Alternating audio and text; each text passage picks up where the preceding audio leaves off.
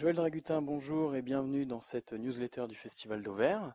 Nous sommes très heureux d'être en partenariat avec le Théâtre 95 pour parler aujourd'hui de votre nouvelle création, Une maison en Normandie.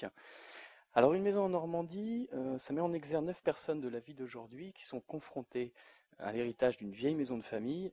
Parlez-nous un peu de l'esprit de cette pièce. C'est une fresque, on pourrait dire opératique, sur les classes moyennes, où il y a 9 personnages qui se retrouvent un week-end dans cette maison, vieille maison normande, héritée d'une vieille tante, et qui vont débattre de la destination de cette maison. Donc c'est des gens qui sont un peu réunis, pas par hasard, mais presque, puisqu'en fait ils sont réunis à travers Facebook. C'est des personnes qui se connaissent sans trop se connaître. C'est un peu aussi symptôme d'aujourd'hui.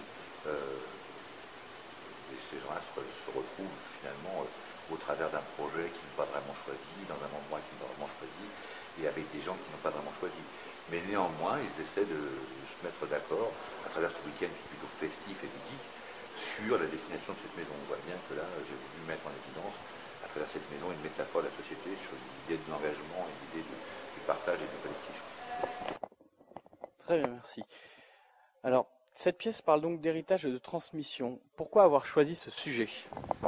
Parce que l'héritage, la transmission, c'est un sujet aujourd'hui. Aujourd'hui, on vit un peu dans un monde qui est toujours dans le présent, où il semblerait qu'il n'y a plus de passé et pas vraiment d'avenir, qu'on est toujours dans un hyper-présent, un hyper-immédiateté avec les technologies d'aujourd'hui, avec Facebook, l'Internet, le mail, le SMS. Voilà. Et il me semblait important effectivement de prendre en compte et à la fois l'histoire et à la fois la projection dans l'avenir, donc les deux autres dimensions essentielles du temps. Savoir d'où on vient pour savoir qui on est. Voilà, et donc l'idée de la transmission, donc de prendre en compte l'histoire d'un côté et de l'autre côté un projet, me semble effectivement plus intéressante, confrontée à cette hyper-présence.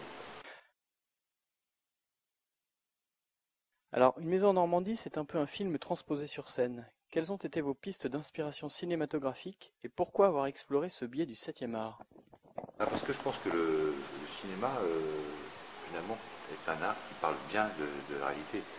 Le théâtre aussi, mais je trouve que malgré tout, par rapport à ce type de sujet, le cinéma est beaucoup plus, en fait, propice à ça. Il y a une dimension visuelle, une dimension immédiate, une dimension perception très immédiate qui me semble beaucoup plus intéressante que le théâtre à l'état pur qui, fatalement, est plus prophétique. Là, il y avait quelque chose de l'ordre de l'empathie avec le spectateur que je recherchais. Et en plus, mes sources d'inspiration sont souvent cinématographiques. Je pense à Louise Bunel, je pense aussi à Eric Rohmer ou à des gens comme ça. C'est évident que là, il y a une proximité située entre Rohmer, Tchekhov ou Bunel qui me semble assez juste. Enfin, parlez-nous un petit peu de vos projets avec le Festival d'Auvers. Avec le Festival d'Auvers, c'est une longue collaboration et maintenant une dizaine d'années qu'on collabore régulièrement. On continue d'ailleurs, il y a eu récemment effectivement l'avenue du festival à travers nos fêtes d'inauguration, Radulovic, mais aussi ce petit opéra de Rossini que nous avons accueilli ici même dans cette salle. Nous avons plein d'autres projets, il y aura un récital du pianiste, nous sommes aussi en projet avec Guillaume Connaisson, qui est un grand compositeur très ami du festival, pour que je puisse coécrire et mettre en scène un opéra de Guillaume en 2014. Donc, et puis voilà, il me semble important de croiser les publics. Le public de théâtre n'est pas tout à fait celui du festival, et le public du festival n'est pas tout à fait le public du théâtre. Donc je trouve que c'est très très bien que deux structures comme ça soient complémentaires, s'entraident, parce que le combat entre guillemets pour la culture est un combat difficile et c'est un combat essentiel aujourd'hui, et je pense qu'on n'est pas trop effectivement deux structures, trois ou quatre, qui s'associent pour arriver à gagner ce combat de la culture auprès du public dans une société qui est quand même très consumériste et très fondée sur le divertissement. D'accord, très bien, donc beaucoup de beaux projets. Qu'est-ce que vous auriez à dire éventuellement au public qui va venir voir cette pièce ? Je pense qu'il va se reconnaître parce que c'est vraiment un spectacle sur la middle class, un spectacle qui fonctionne en empathie avec le public. Il a été construit et écrit comme ça, mais il y a une dimension aussi musicale, indéniable.